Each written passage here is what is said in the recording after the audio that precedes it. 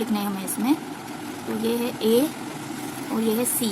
ए के बाद क्या आता है वो हम यहाँ लिखेंगे। तो ए के बाद आता है बी, तो हम यहाँ लिखेंगे बी। इसके बाद ये है सी और यहाँ है ये है ई।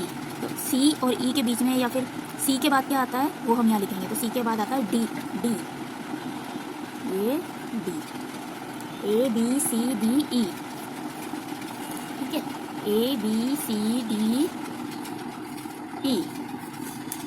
अब ये है, ये ई के बाद में क्या आता है वो हमें यहाँ इस वाले एप्पल में लिखना है। तो हम यहाँ लिखेंगे ई के बाद आता है A B C D E F, तो हम यहाँ लिखेंगे एफ। अब एफ जी, जी के बाद क्या आता है एफ जी एच, तो एच लिखेंगे। एच के बाद आता है आई, वो लिखा हुआ है।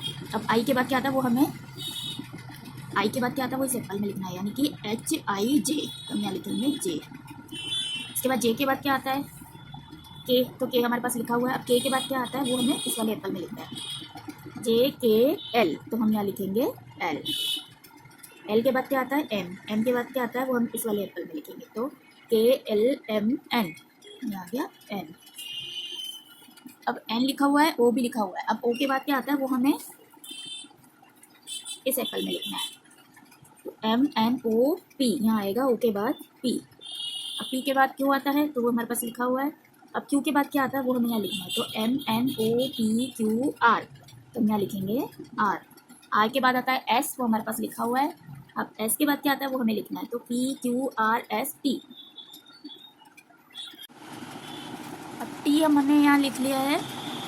अब टी के बाद हमारे पास यू यहाँ लिखा हुआ है। यू के बाद क्या आएगा वो हम लिखेंगे R S T U V, ये वी। फिर डब्ल्यू, फिर यहाँ आएगा डब्ल्यू के बाद आता है यू वी डब्ल्यू एक्स, और यहाँ आएगा वाई, यहाँ आएगा जेड। ये हो गए हमारे कंप्लीट मिसिंग वर्ड।